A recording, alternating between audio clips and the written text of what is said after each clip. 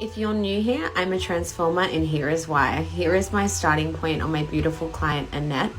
We're going in and we're deepening her hair today. I'm gonna make the front face pop still, so I'm leaving the existing blonde out. I did a technique here with the semi-color where I used two different timing processes, so that way I could add some depth but also leave some lightness. Here I am installing some 25-inch extensions.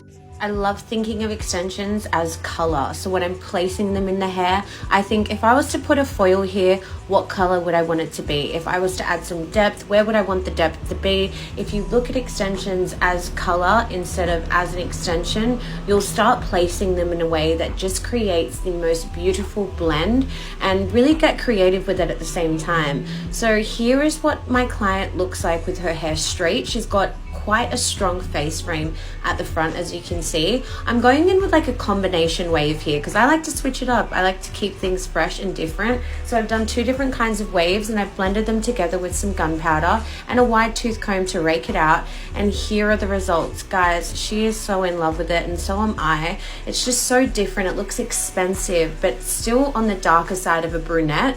And that wave that I've given her has just made it so carefree, but yet so glam at the same time. Here is the before and here's the after.